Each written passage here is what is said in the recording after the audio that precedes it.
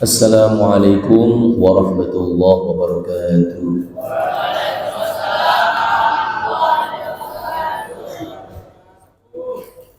Alhamdulillah, alhamdulillahillazi bi ni'matihi tatimmus shalihat. Allazi hadana li hadza wa ma kunna linahtadiya laula an hadana Allah.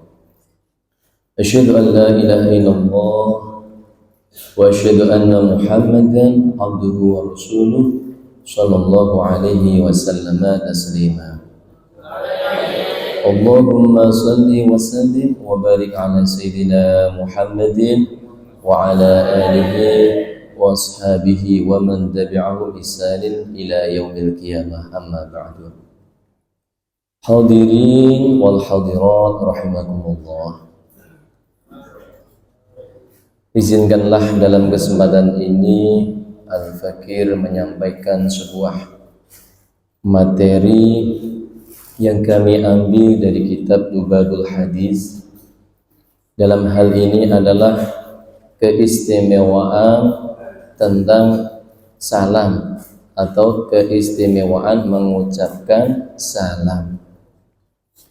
Seringkali kita mendengar, bahkan menjadi sebuah tradisi atau budaya umat Islam, bahkan agama lain pun juga terkadang mengikuti, yaitu dengan ucapan salam.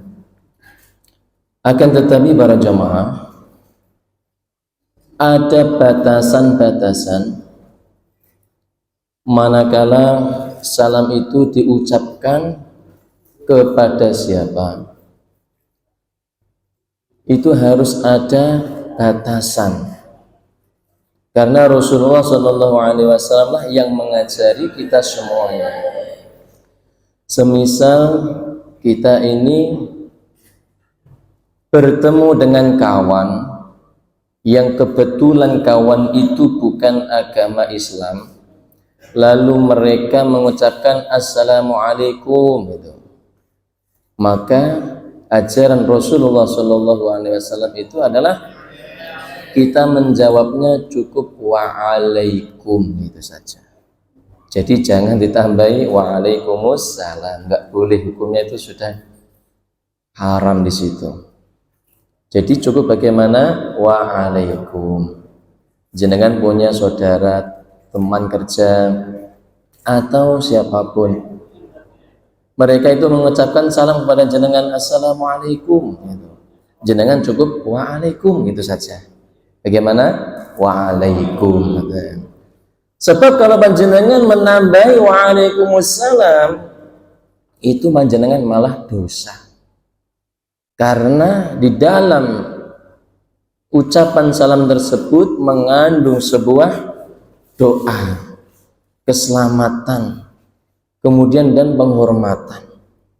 Doa keselamatan dan penghormatan hanya layak diberikan kepada sesama muslim. Ini batasannya di situ. Lalu bagaimana seandainya kalau kita bertemu dengan kawan-kawan selain Islam? Apa yang kita ucapkan? Cukup jenengan mengucapkan selamat sore atau selamat siang atau selamat pagi gitu saja. Karena hal yang demikian itu bukan merupakan ajaran Islam. Karena apa? Ajaran Islam itu mencakup dunia dan akhirat. Ketika mengucapkan salam itu assalamualaikum, itu berarti kita mendoakan keselamatan bagi orang yang kita tuju, dan kita juga memberikan penghormatan, doa pada orang itu, dan keselamatan dunia dan akhirat. Sehingga ketika kita menjawab salam, tidak cukup hanya waalaikumsalam, itu tidak cukup. Yang benar bagaimana? Waalaikumsalam. Di situ ada al-ta'rif. Di situ bertepatan al-ta'rif syamsiyah yang mempunyai faidah lil istighraqul jinsi. keselamatan yang berlaku di dunia sampai di akhirat para jamaah. Makanya berbeda. Kalau panjenengan hanya sekedar waalaikumsalam, beda. Maka yang paling tepat adalah waalaikumsalam. Coba saya tes dulu. Assalamualaikum warahmatullahi wabarakatuh.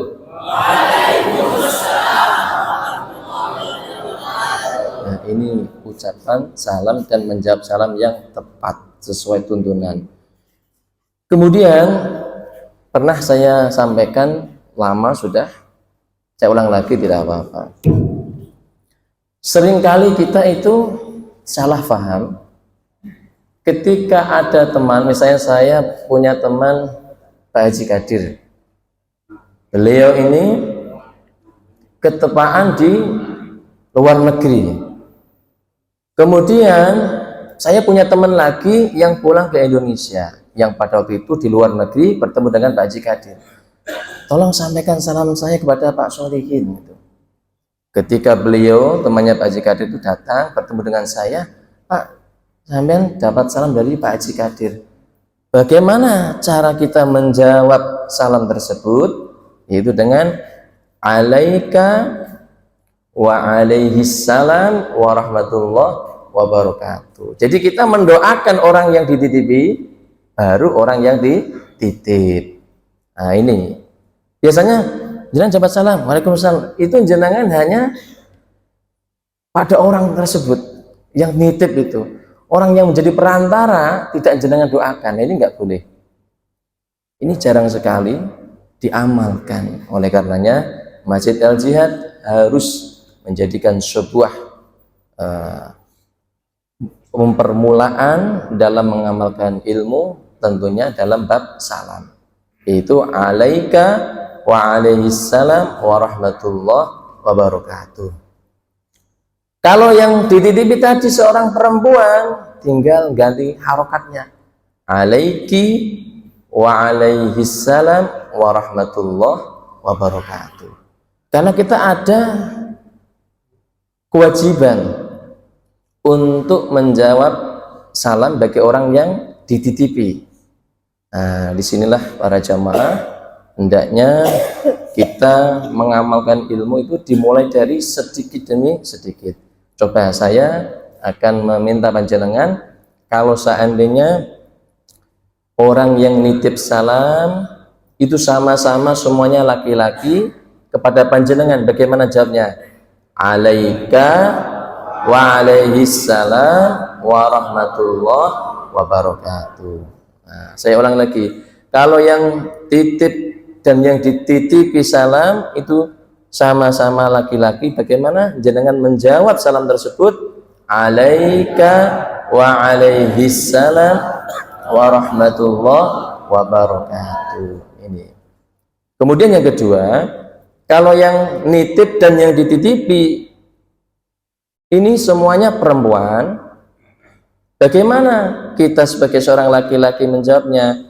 Alaiki wa alaihas salam wa rahmatullah wa barakatuh. Saya ulang lagi, kalau yang titip dan yang dititipi sama-sama perempuan, kita sebagai laki-laki menjawabnya bagaimana?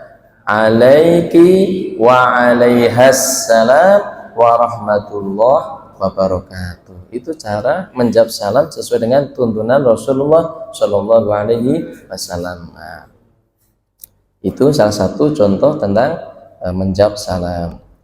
Kemudian di dalam Al-Quran, dalam surah An-Nisa, Allah Subhanahu wa Ta'ala telah berfirman, A'udzu billahi minasy syaithanir rajim. Wa idza hayyitum bi tahiyyatin fahayyu bi ahsana minha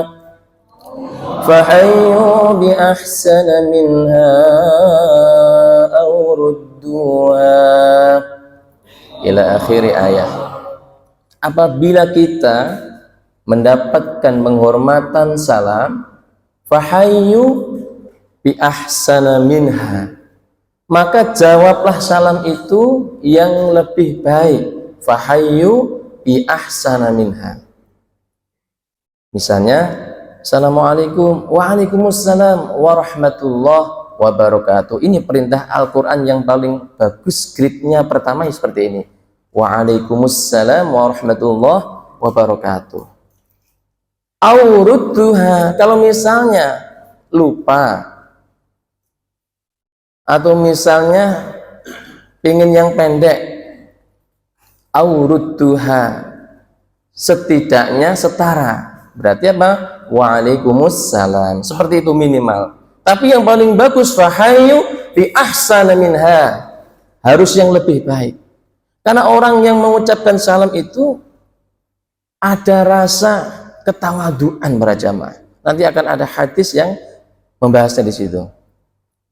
Jadi ketika ada orang duduk atau bertemu di jalan, terus panjenengan Assalamualaikum, nah, itu ada rasa Masya Allah, luar biasa. Makanya dalam sebuah hadis yang diriwayatkan oleh Imam Muslim, afsus salama bainakum, tebarkanlah salam di antara kalian. Jadi ada perintah dari Rasulullah secara langsung.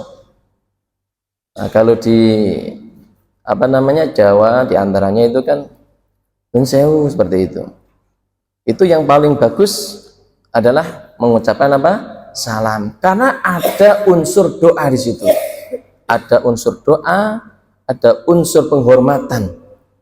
Jadi ketika ada orang yang mengucapkan salam kepada kita, secara otomatis orang yang mengucapkan salam kepada kita itu menghormati diri kita para jamaah. Mengucapkan salam hukumnya sunnah, menjawab salam hukumnya wajib. Karena kita dihormati. Kalau kita dihormati, harus kita memberikan yang lebih pada orang tersebut. Nah, ini yang harus kita amalkan bersama-sama. Mudah-mudahan Allah memudahkan kepada kita semua. Amin Allahumma amin. Kemudian kita akan memulai fi fadilatis salam. Silakan Mas Toto dibaca. Qala Nabi sallallahu alaihi wasallam,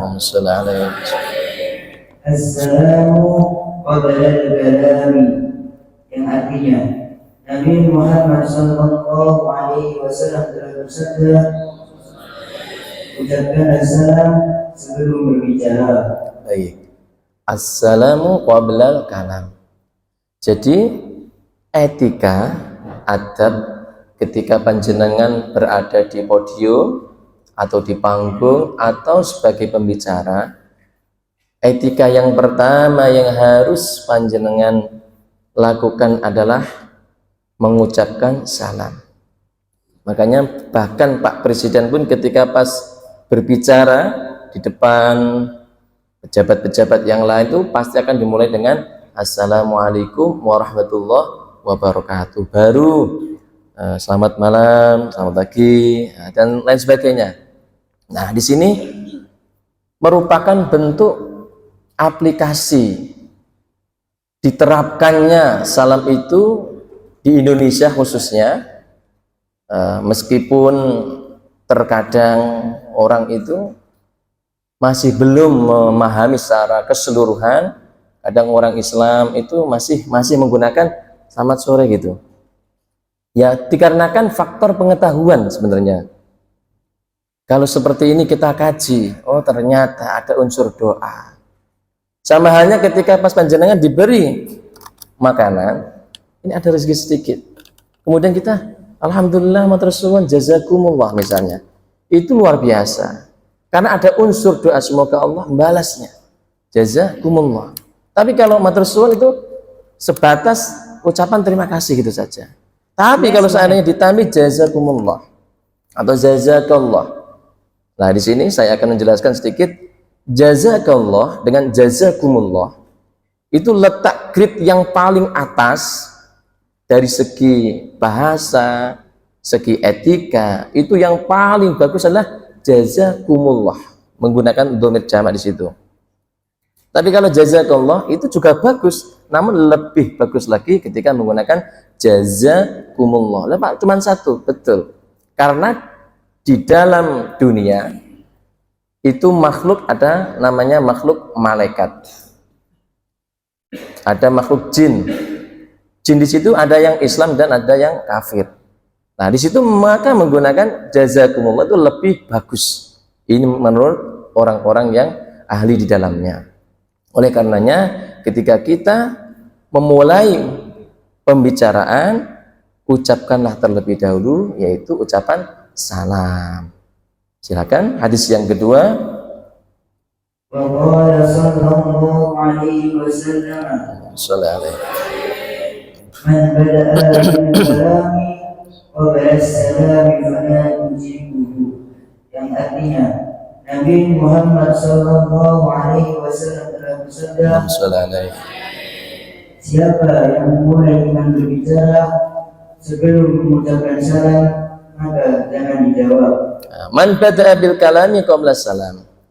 Siapa yang memulai berbicara kok tidak diawali dengan salam, fala tujibuhu, maka jangan dijawab. Artinya apa? Ketika misalnya sebagai seorang pembicara, bagaimana kabarnya Bapak Ibu sekalian? Baik, assalamualaikum. Nah itu fala tujibuhu, jangan dijawab. Ini perintah Rasulullah. Mengapa? Karena tidak menggunakan etika. Kok bisa Pak? Kok tidak menggunakan etika? Karena assalamu qoblal kalam. Salam itu pertama kali. Baru mengucapkan bagaimana kabarnya ibu bapak dan sebagainya. Jadi ucapkan salam terlebih dahulu, baru memulai menanyakan kabar atau yang lainnya. Ini etika di dalam Islam. Oleh karenanya, kalau seandainya umat Islam diberi oleh Allah kesempatan mendapatkan ilmu dan mengamalkan, insya Allah Islam itu akan lebih indah.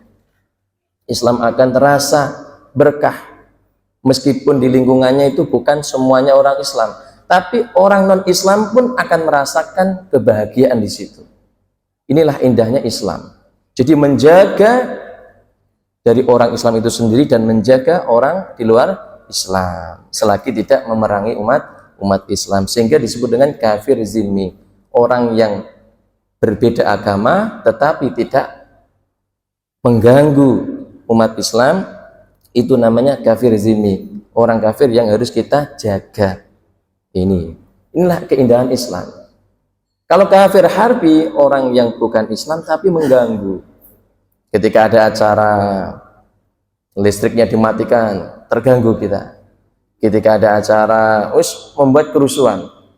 Nah, orang yang seperti ini, kata Nabi, orang yang harus diperangi. Artinya apa? Harus dilawan. Tapi bagi orang yang kafir tidak mengganggu, maka wajib kita untuk menjaganya. Kemudian hadis yang ketiga, silakan dibaca. Wa sallallahu alaihi wasallam.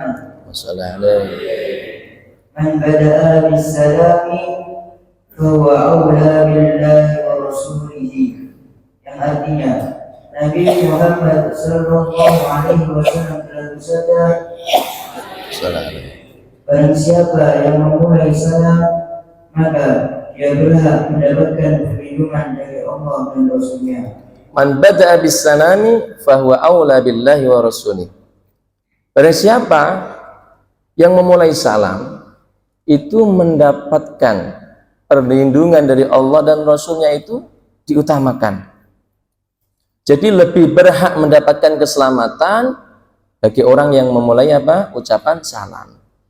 Jadi ucapan salam ini kayak remeh, kayak sepele. Tetapi para jamaah, di situ mengandung banyak sekali keberkahan-keberkahan bagi orang yang mau mengkajinya. Sehingga di dalam kehidupan sehari-hari, maka afsus salama bainakum, tebarkan, dibiasakan. Dengan demikian, insya Allah hidup kita akan lebih berkah daripada sebelumnya. Sehingga ada sebuah hadis yang diriwayatkan dari Imam At-Tirmizi, ayyuhan nas, wahai manusia, afsus salama, tebarkanlah salam, wa'at'imut ta'ama, dan berilah makan, wasilul arhama, dan bersilaturahimlah, wasallu bil laili wan nasu niyamun, dan sholatlah malam di saat kebanyakan orang itu tidur, tadkhulul jannata bisalamin maka orang itu masuk surga dengan selamat. Artinya di dalam pengucapan salam itu, kita mengamalkan salam itu, Masya Allah, ada jaminan dari Rasulullah akan masuk surga. Afsus salama wa at'imut ta'ama, memberi makan seperti ini, memberi jajan. Masya Allah, orang-orang soleh, orang-orang yang solehah yang berpartisipasi dalam penyediaan konsumsi setiap majelis yang ada minuman, teh, kopi, dan lain sebagainya. Masya Allah, ini orang-orang yang soleh dan solehah. Insya Allah dengan panjenengan seperti ini, Allah akan mengganti rizki yang lebih banyak. Siapapun yang berpartisipasi, yang menyediakan tempat duduk, membersihkan karpet-karpet, kemudian mendokumentasikan, orang yang meminta untuk mendokumentasikan, itu Masya Allah semuanya akan dapatkan keberkahan dari Allah dan dicatat sebagai amal yang makbul, amal yang diterima oleh Allah Subhanahu wa ta'ala. Amin Allahumma. Nah, disinilah para jamaah, kita dalam berdakwah harus bekerja sama, harus saling support. Yang punya rizki, support tentang listrik, support tentang air. Yang punya tenaga, membantu kebersihan dan lain sebagainya. Semuanya partisipasi. Hadir itu juga termasuk, Masya Allah, partisipasi support. Kalau seandainya majelis nggak ada yang hadir, kurang semangat. Kurang semangat, hanya 2 orang. Orang yang berpartisipasi, minuman juga cuma 2, kurang semangat. Tapi dengan kehadiran jenengan semuanya berbondong-bondong, Masya Allah. Apalagi sekian hari semakin tambah banyak, semakin tambah semangat hiroh untuk menimba ilmu. Inilah salah satu amal jariah panjenengan semuanya yang mudah-mudahan bisa dilanjutkan oleh anak turun kita. Amin Allahumma. Amin. Mungkin sampai di sini dulu para jamaah dalam kajian kita, tidak lama-lama. Mudah-mudahan sedikit yang bisa saya sampaikan, mudah-mudahan Allah mencatat sebagai amal soleh, mencatat sebagai amal makbul, amal yang diterima oleh Allah Subhanahu wa ta'ala. Demikian, kurang dan lebihnya mohon maaf. Wallahul muwaffiq ila aqwamit thoriq. Wassalamualaikum warahmatullahi wabarakatuh.